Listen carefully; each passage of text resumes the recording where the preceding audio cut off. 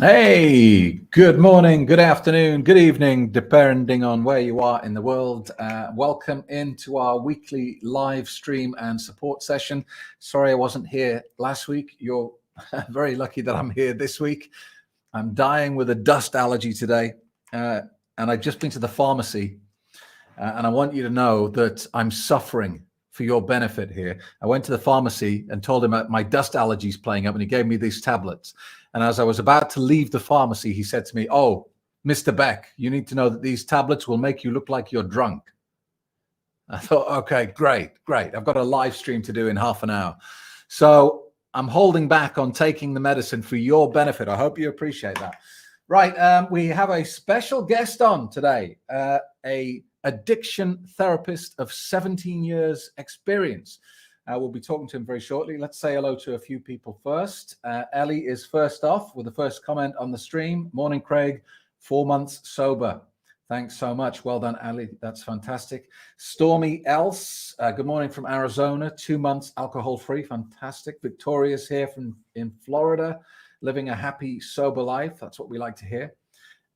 Diane Bainbridge. Hi, Craig. Good day. I was pulled into a DUI checkpoint on Friday night, and I was so relieved to be able to say, no, I proudly haven't had a drink. Fantastic. Brad, welcome back, Craig. Missed you last week. Good to be here, Brad.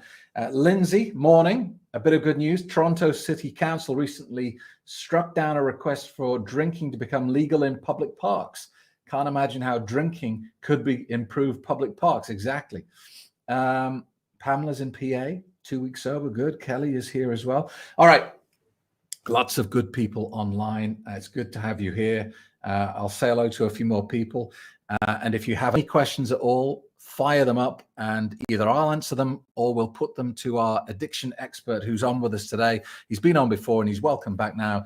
It's Mark Keane.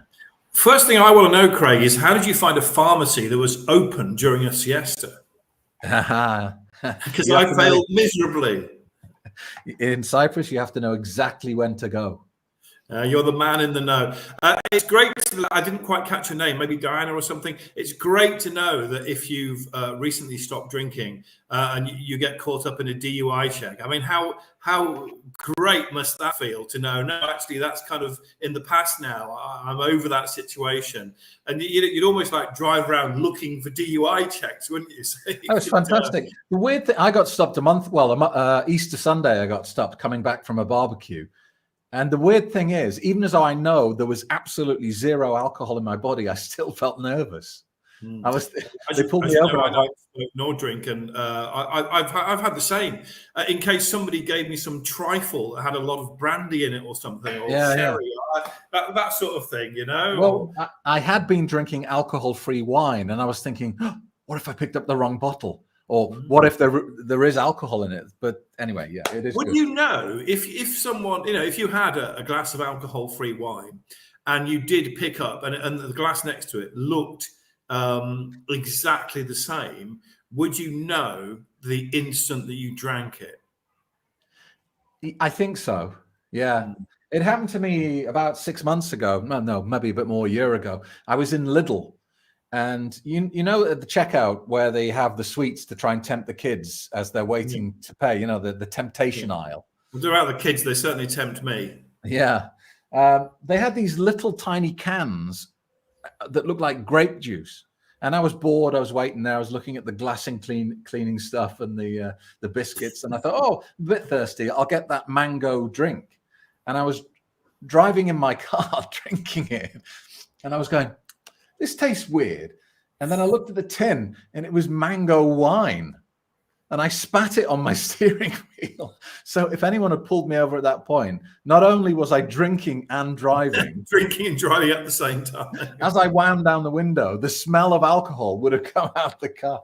But crazy that they put alcohol in the treats section as you're waiting to check out. Crazy. Huh? Well, they probably don't even realize, Yeah. Anyway, it's good to have you back on. You are a man of decades of experience in dealing with addiction, specifically smoking and nicotine addiction.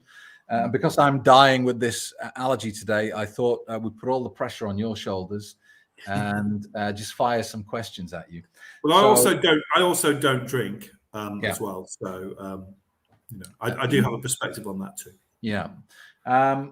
So if you have any questions for Mark, if you want to hear a different point of view, because I'm sure you know what I think about most things, and if you've heard my story many times, if you have a situation that you've been in and you just want a different opinion on that, then Mark is the man. Specifically as well, if you've got any smoking related questions, Mark will be able to help you because he's heard every story in the book. So first question I have for you is there you get approached often by people who are dealing with addiction. Do you know as soon as you meet someone whether they're in the right place to deal with this? What is the right mindset to be in to actually get this done? Because a lot of people come in, they're sent by someone else, and this applies to smoking and drinking. A lot of people are kind of been blackmailed and bribed. You get this sorted or else, and obviously that's not the right mindset. But what do you think is the right way to approach this if you really want success? Well, that's an interesting one. I do sometimes get approached by partners of people who may want to stop smoking, and it does give me a little bit of a red flag because obviously, if you're stopping smoking or stopping drinking, the desire does have to come from inside you.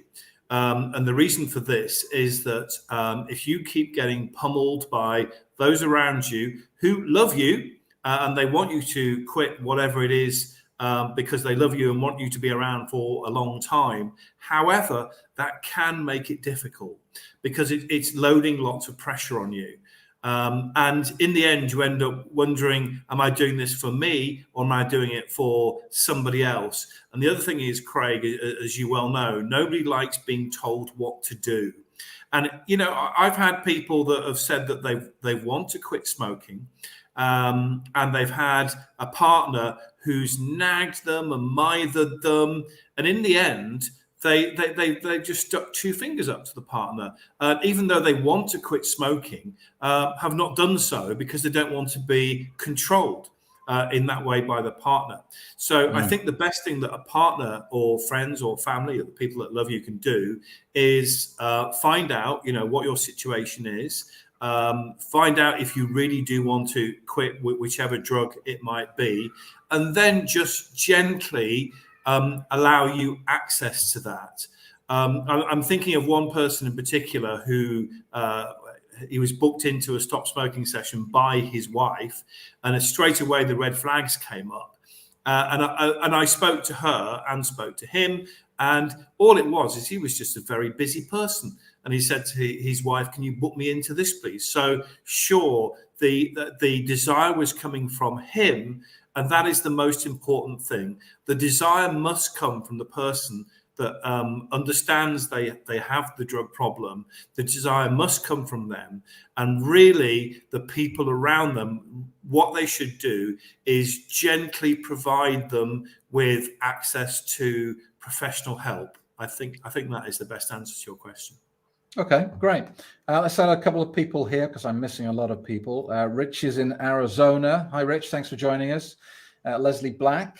The other day in TO, they did whatever. I'm not sure what that is, Leslie. They did a report into the best non-alcoholic drinks and how it's becoming quite popular. It certainly is. There is a sober movement.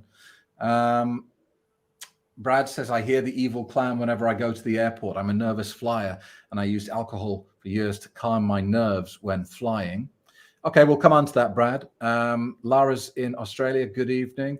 JR, welcome. Steve is here as well. Jem, hi, Craig. Finally made it here when you're live. You're very welcome. Jan, hi, Craig. Alcohol-free for 6 months. I quit smoking 8 months ago as well.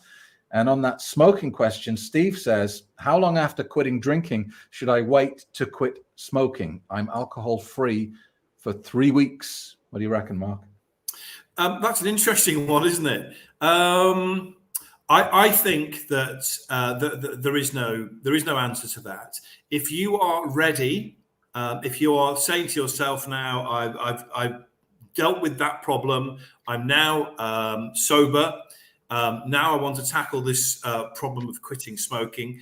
I should just go with. I'm sorry, I'm not particularly useful with this. Go with your gut. Really go with your gut. If you're feeling strong and happy and positive, you've had some recent success, why shouldn't you just do it straight away? Why shouldn't you just do it straight away? If you're feeling a little bit iffy, a little bit weak, I'm not really sure if I've conquered this alcohol problem, maybe you should do one thing at a time there. Both things at the same time, I think that's difficult because they're slightly different types of addictions.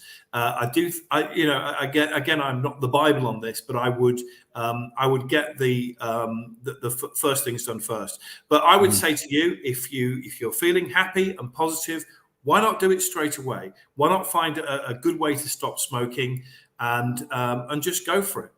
Yeah. I always say to people that if you've got an array of things going wrong in your life and you've got a lot of addictions and a lot of problems, deal with the alcohol first, because then you have the clarity of mind to address the other problems. Because the one thing that alcohol does is it kind of steals away your good intentions. So if you are, quitting smoking and quitting drinking at the same time, if you carry on drinking, it doesn't really matter that you say to yourself, right, I'm not smoking tonight, because the alcohol is going to get in your head. And all those good intentions are going to go away anyway. So I absolutely agree with you, Craig. I think, given the choice, which one shall I quit first? Smoking cigarettes aren't psychoactive drugs. They don't change your perception in any way. And also, I mean, obviously, if you've got a smoking problem or an alcohol problem, both will affect your life in a very negative way. But alcohol affects it on a much more instant scale, I think.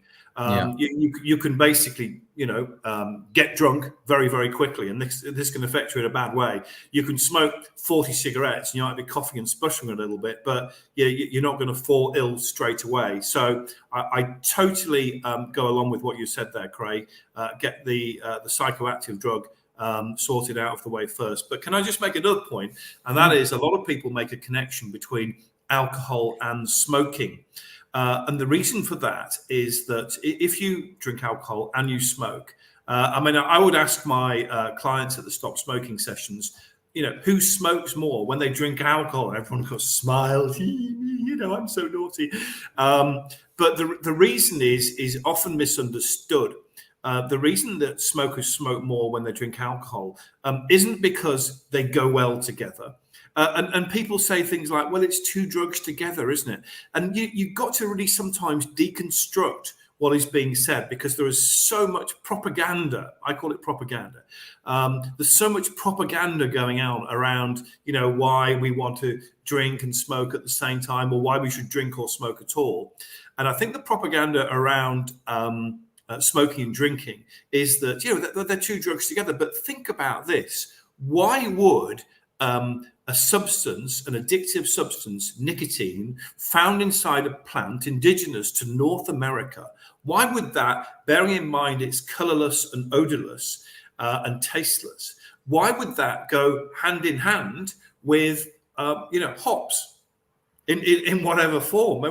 Where does that come from? But this is part of the propaganda. Of course, people that feel dependent on these substances are more, and this is no criticism in any way, shape, or form, are more than happy to cling on to that. They grasp the straws. Okay, it's because of that. So when I have a Nurofen, I don't start craving beta blockers. This idea of two drugs going together doesn't really wash. The reason that smokers smoke more when they're drinking alcohol is that every smoker has a physical limit as to the amount of cigarettes they can smoke, the amount of carbon monoxide they can ingest. We all have a kind of limit of that. But when we are drinking as well, alcohol, the fluid will wash away the dryness of the throat. The pungent taste of the alcohol may mask the taste of smoking, but most importantly, alcohol in one form is a mild general anesthetic, and it anesthetizes you to the effects of the negative effects of smoking, and therefore you can smoke 3 times the amount on a night out when you're also drinking alcohol. But what's your hangover going to be like in the morning? it's a clumsy phrase, but it's meaningful. Double bad. Yeah. Well, it's true, isn't it? You know, one of the anesthetic nature of alcohol is very devious because it covers up the damage that you're doing, not just from the alcohol, but everything else, and not just drugs. It's your behavior as well, and the fact that you put yourself into risky situations because you haven't got the capacity to judge the risk correctly anymore. But I'd absolutely like to echo though your point though. You know, I would say if someone said alcohol or cigarettes first, I would say alcohol. I agree. Good. Let's say hello to a few more people. Ronnie is here. Ronnie is a regular. Hello, Craig, and all you wonderful people out there. So look forward to our weekly get-togethers. Thank you, Ronnie. Anita is here from Massachusetts. John, I've been trying to get in contact with you, Craig, about the course. Fire up a question, John. I'll try and answer it for you. Raheem, welcome back. I see your question. We'll try and come back to that. Janet, thanks for the live chat and guest. You're welcome, Janet. Richard, thanks to you, Craig. I'm a week away from a full year of sobriety. Keep up the great work. Well done, Richard. That's awesome. KKI, I quit smoking back in 2005. The thought of lighting up never crosses my mind. I'm looking forward to the day when I have enough time away from alcohol that my mind gets the same memo as with tobacco. Okay, fantastic. How long are you sober, KKI? Let us know that. So let's just talk briefly about a common question that comes up, because I know you obviously you don't drink and you don't smoke, and I know you've experienced this, but people ask the question is, how do you go sober dating? So you'll have experienced this, where you're meeting someone and perhaps you don't know it at first, but alcohol is actually a big part of their life, and then they find out that you don't drink and you don't smoke. How do you respond to that when someone says, "What? You don't drink?" It's difficult. It can be difficult. I have, and I'm quite happy to say that in the past I have been Tinder dumped for not drinking alcohol. So when I've been single, I may have been chatting to someone on Tinder or some other app or so. And then it comes up, oh, don't you like a lovely glass of wine? And actually, I've never even liked the taste of wine, ever. And I do have to explain, well, actually, I don't drink. And I try to put it as some people say, oh, well done. And I say, well, I don't really see it like that. I just, it's a decision that I made years ago, and I'm really happy with it. There's no well done about it. I haven't passed an exam.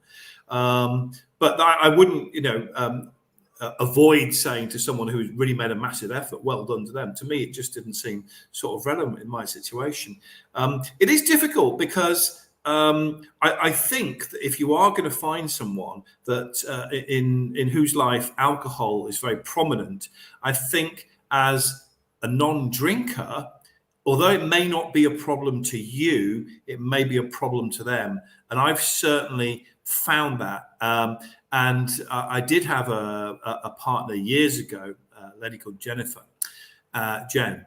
And I remember around about the time that I kind of made the decision not to drink, there was, a bottle of wine going into her glass and a bottle of wine coming into mine. And I had to put my hand over it, on more than one occasion. She was pressuring me to drink. The thing is, the ironic thing about that is the more she pressured me, the more she pushed me towards being a non-drinker. And that, I suppose, was the tipping point. But it can be quite a tricky thing, dating someone who uses alcohol a lot. And, you don't have to only go out with people that don't drink.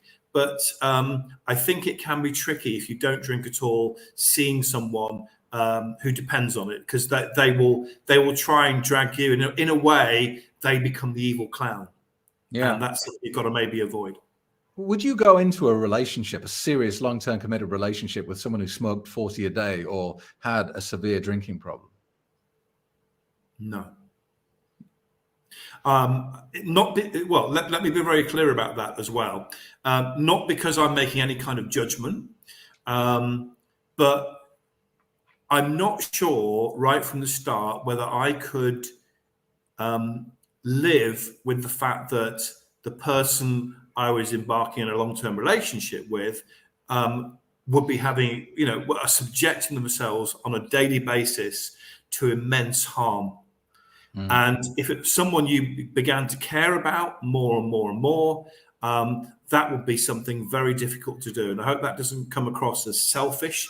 I just don't think I would be able to cope with that. What about you, Craig? No, well, I've talked about this before. I have been in relationships with problem drinkers. And there was a lady, probably 7 years ago, something like that now, who, and I've talked about this, one of the most attractive features about this person was her intelligence. She was a really smart, impressive woman, very strong, capable woman, high flyer in her career. But the problem is she had a bit of a drinking problem. And the drink turned her from what I admired so much into a stupid zombie.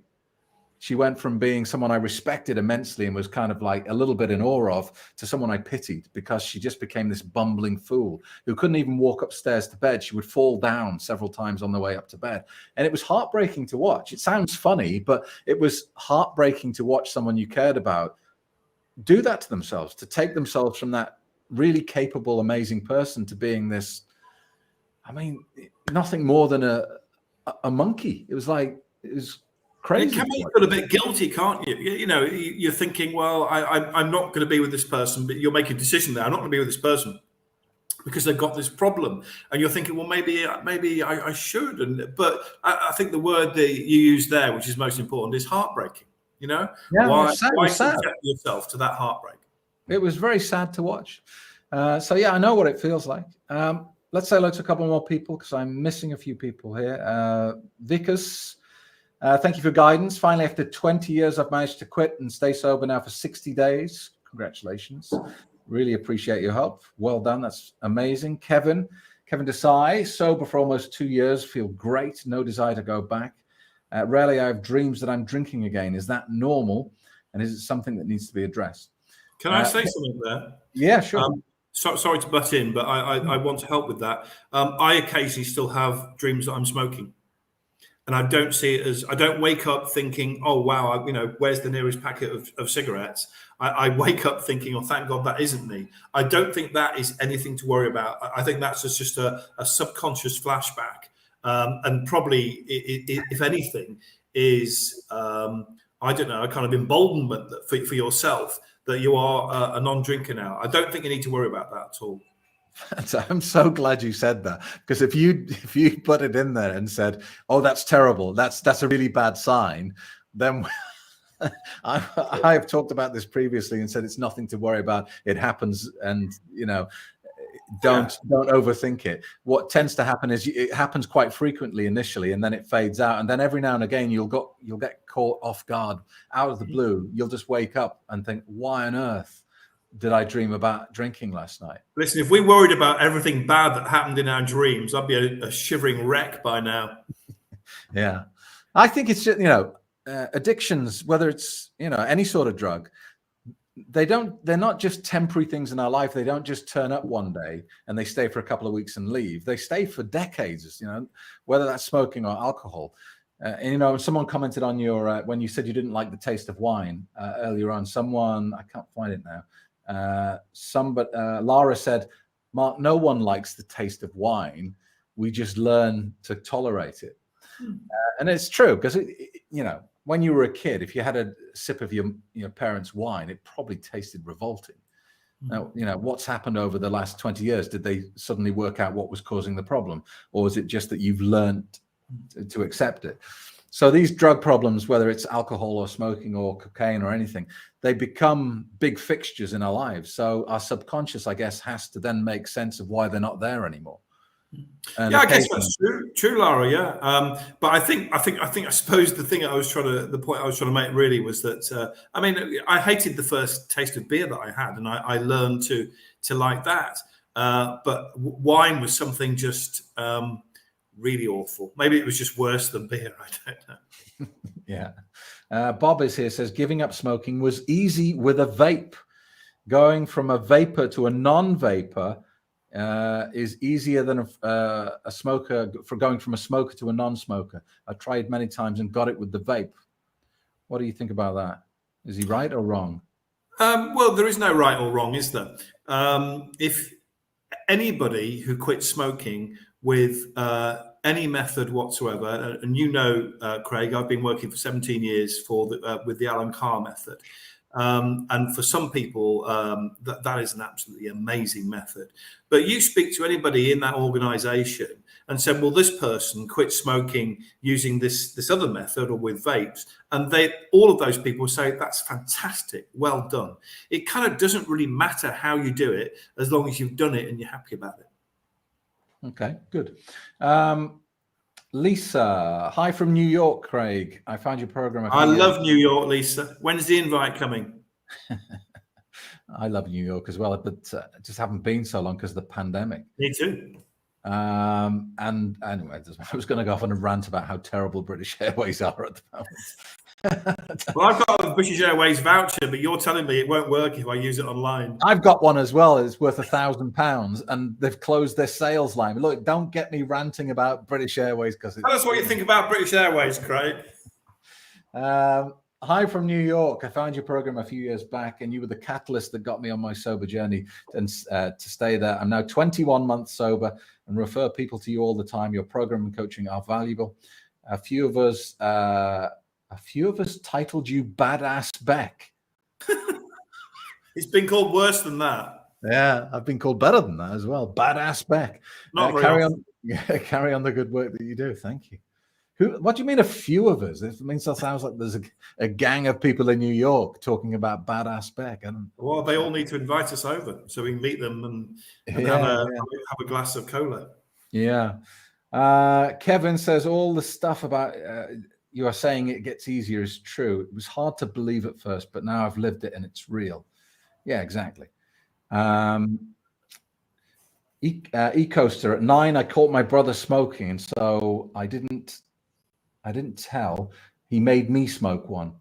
13, I had my first drink. 18, cocaine caught my attention. After 43 years, they're all in the past 5 months sober. Fantastic. I mean, cigarettes stand out as that drug that you're introduced to as a kid, for me. I think if you get introduced to smoking as an impressionable youth, that's when it really takes hold, isn't it? Is it? I don't know a lot about this. This is your area, but it seems to me that not many people just start up a smoking habit once they're established into adulthood. Or is that completely wrong? Yeah, the thing is, there's no such thing as one cigarette, and that includes your first cigarette. And you do go one of two ways. When you have that very first cigarette, you sort of either so totally grossed out by it, you never want to go there again, or you're fueled by the things around you, sort of social pressures. And let me just tell you a little story. I had my first cigarette for what I call reasons of Fiona O'Shea. And I was 15 years old, and my mum and dad had taken my much younger brother on holiday to Wales. And my sister, who was 17, me, 15, at home alone for the first time. Now, my sister had all of her boyfriends around, all of whom we called Jeff, weirdly, still haunts me to this day. And I had several boyfriends all at the same time called Jeff. I didn't say they're all at the same time. There's like a stream of them. I can convey a belt of Jeffs, which is weird, but true. And I had all my friends around, including the lovely Fiona O'Shea. And I discovered something about Fiona which I didn't previously know, and that is she smokes. And you know what we're all like before we start smoking? Oh my God, it's horrible. It's like it's like setting fire to a $5 bill or something like that. And I was one of those until Fiona said something to me along the lines of, "Oh, Mark, you should smoke. If you smoked, you'd look really cool. If you smoke, Mark, you could be in my smoking club at school."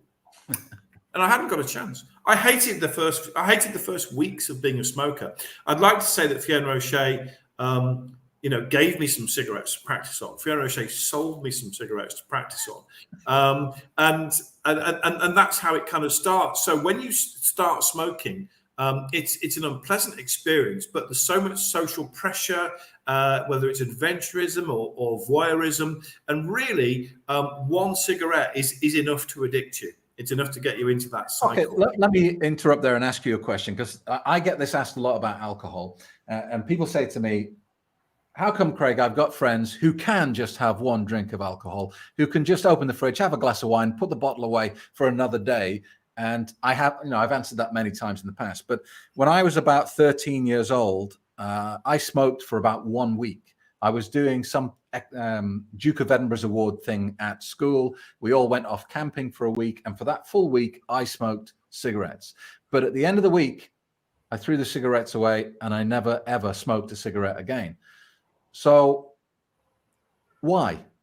Why didn't I get hooked after a week of smoking cigarettes? Well, there are two strands to the addiction. There's the physical side, which is much less than most people think. There is, the drug called nicotine. It is slightly physically addictive, and the withdrawal of that drug does give you an empty, anxious, insecure feeling, which makes you want another cigarette. But the much more powerful side of this addiction is the psychological side. And my story of Fiona O'Shea demonstrates that really, because although I absolutely foul, I was driven on by the need that maybe if I became a fully paid up card carrying member of the Fiona O'Shea Smoking Club, maybe I would get a snog from her one day. 24 years later, no kiss from Fiona O'Shea. And if I ever find her on the pages of Facebook and don't think I haven't tried, I'd have a few words to say to her.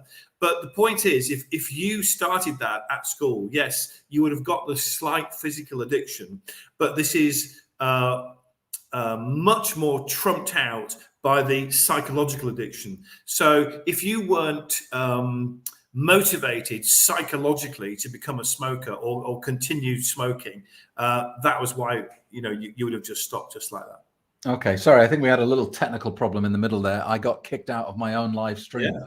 I think that was quite a good technical problem. Yeah, it was Fiona O'Shea.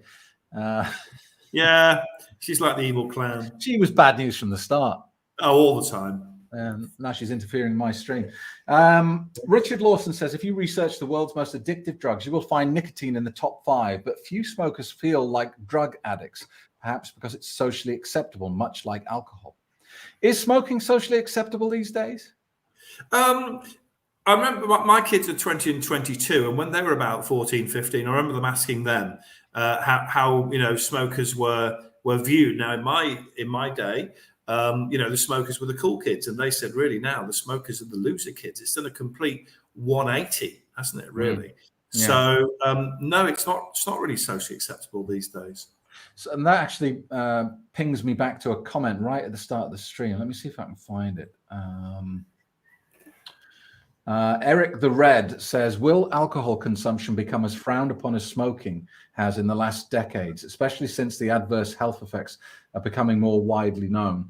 What do you think about that as a non-drinker? Because to me, it still feels like it almost feels like we're in the 1970s when, in comparison to smoking, when it comes to alcohol.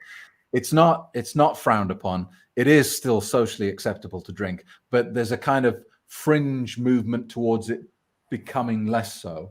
What do you think? Where are we on this journey? I think that do you know what? I think the media are guilty of promoting alcohol without even realizing it.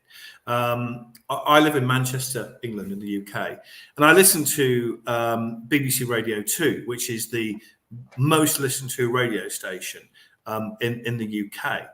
And I'm not going to pick her out, but there is one presenter on there that almost every time she speaks, she makes what seems like an innocent comment about alcohol, which I think actually is really promoting the overuse and the dependence of alcohol. I don't generally think that alcohol is seen as being socially unacceptable, whereas smoking it is. Now smokers are reviled pretty much. That doesn't happen with alcohol. And of course, there's no real move, is there? There's no cultural move to try and remove alcohol from their lives. But there is a cultural move to remove cigarettes from our lives. I think the only time when it becomes socially unacceptable is if you've gone over the top and you've lost control. But apart from that, alcohol doesn't seem to have a particularly bad press as far as I can see. If anything, it's perceived as something positive in many ways. Which is strange, really, when you dig down and you know the number of violent acts that occur because of alcohol, the number of car accidents, the number of lives lost every year. And yet, despite all that, it's still a bit of harmless fun. It's a bit of a laugh, which is a bit strange. We'll wrap up fairly soon, but let's just give this final point to Lara. In my opinion, big alcohol is just as evil and just as devious as big tobacco ever was. They're pretty much out of the same mold. You know, big tobacco knowingly lied to the world. They knew they were killing their customers, but they stood up and said, it's not. Big alcohol does the same thing, and they always use the same defense: in moderation, our product is fine, knowing full well that people who are addicted to alcohol and problem drinkers can't drink in moderation. So it's a pointless statement. But they always hide behind it. And of course, cigarettes have gone down that aggressive route, as the point that Lara is making here. She says in Australia, all cigarettes are hidden in shops, and you rarely see people outside pubs smoking. And they now have these cigarette packages that don't have any brand on them. They're just grey with a label on. Do you think, I mean, you've seen this with smoking over the last decade or so. If they did that to alcohol, if all alcohol came in a plain packaging and was hidden under the counter, do you think that would be the solution to problem drinking? Well, it's certainly not the solution to smoking. I mean, does it make any difference? Does it stop people smoking? No. Not at all? No, absolutely not. I mean, there are cultural attitudes which are slowly changing, and a lot of people are deciding to quit smoking. But when they first put the signs on the packets, you know, smoking kills, sales went up, not down.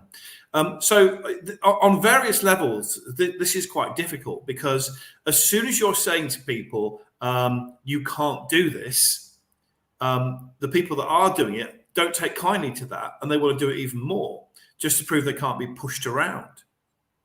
And, you know, effectively, cigarettes are under the counter now, aren't they? Okay, they may be behind a piece of glass or a closed off door or something, but people know that they're still there, and they will still buy it. If you've got a problem, them being, you know, stuck behind a piece of glass isn't going to make any difference.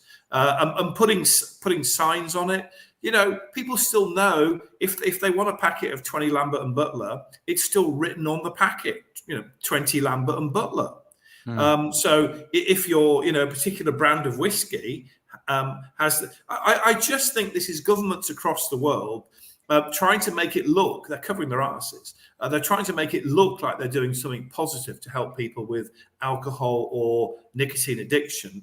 Or what they're really trying to hide is the fact that they make billions and billions of pounds or dollars all over the world in selling these things. For example, cigarettes. The government makes the last figure I heard was about 14 billion pounds, which I guess is about $20 billion a year from direct taxation.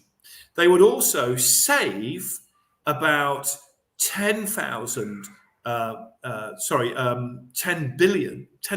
pounds a year, which I guess is about $14 billion or something, because people die earlier and they don't have to be paid pensions by the government. So the governments across the world are making an absolute packet out of people smoking and drinking. And the fact that these people die earlier is just another way in which the government is going to save or make more money. So they can do what they like. They can put it in. You know, I think it was there was a New York comedian. I can't remember for the life of me his name, and he said that if you if you call a packet of cigarettes death and you've got a skull and crossbones on the packet, people will still buy it. If anything, it'll make them buy it more. And the more you tell people how bad something is for them, the more nervous they become, because they're dependent on the drug and perceive that the drug will help them in times of nervousness, the more they will use it anyway. Craig seems to have disappeared from his own little streaming device here. So until he comes back, I suppose I'd better carry on talking a little bit more about that. But it is counterintuitive, I know, that you would think that a government really does want people to stop doing these things. But if you look carefully at what's happening, they would quite happily have people continue to pay direct taxes by buying alcohol and cigarettes. And it's interesting, isn't it, that the highest taxes for any kind of product are for addictive drugs. What does that tell you? That they'll put a massive tax on fuel because we all need fuel. We're not addicted to fuel, obviously, but we need it. And then they'll put, different countries charge different things. But, for example, 80% tax on a packet of 20 cigarettes. I don't know what it is on alcohol. Are you aware of that, Craig? Do you know that off the top of your head? No. And it's just a substantial number. I've talked about this before because the drinks companies are bringing out alcohol-free products, but charging the same price as they do for alcohol products. So basically, they've just found a way to make even more money out of people because they're selling products with no alcohol duty, but selling them as though they are. So, my contempt for big alcohol grows by the day. So I think we're going to wrap up there because I got kicked out of my own stream yet again. Twice. My Wi-Fi is so good I haven't been kicked out. Which is bizarre that it kicks me out and not the guest. You could say anything while I was gone. Anyway, so let's say hello to Bob. Bob says he knows exactly what you mean about Radio 2. Eric the Red says, thanks for your insight. And Kevin Desai says, awesome stream today, gents. Thanks for addressing my question. It actually made my day. Cheers. So thank you to all the comments today. If you are in the UK and you are considering quitting smoking, then Mark Keane is your man. Do you want to give your website a plug, Mark? Yeah, I am the Alan Carr therapist for most of Northern England, Northern Ireland, Channel Islands, the Isle of Man. And the best thing, I suppose, is have a look at www.easywaymanchester.co.uk. Easywaymanchester.co.uk. Fantastic. Okay, thank you for coming on as a guest today. Thank you, Craig. It's a great show.